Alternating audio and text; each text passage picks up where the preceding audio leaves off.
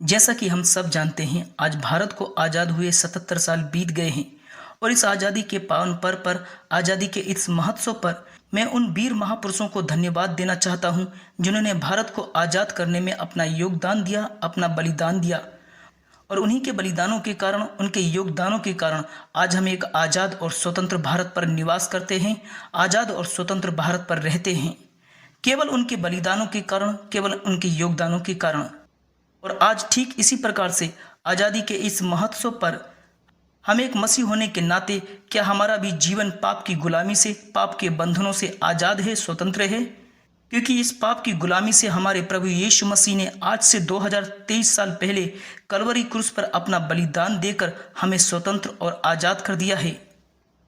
क्या हम उस पाप और श्रापों की आज़ादी को अपने प्रत्येक दिन के जीवन में महसूस करते हैं, उसका आनंद लेते हैं?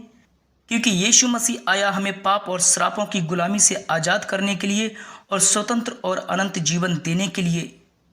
और ये एक महत्वपूर्ण सत्य है जिसको हमें मानना है, उसे लागू करना है। जिस प्रकार यूहन्ना 8:32 में कहता है, तुम सत्य को जानोगे और सत्य तुम्हें स्वतंत्र करेगा।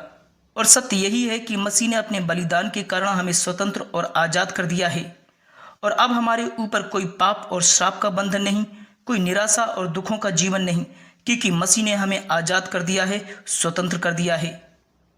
और यदि आप एक मसीह होने के नाते आप अपने जीवन में इस सत्य वचन को महसूस नहीं कर रहे हैं, उसकी आज़ादी और आनंद को महसूस नहीं कर रहे हैं, तो फिर इसका मतलब हम परमेश्वर के सत्य को और उसकी आज़ादी को अपने जीवन में अभी तक लागू नहीं किया और उसके वचन की महत्वता को अभी तक नहीं जाना।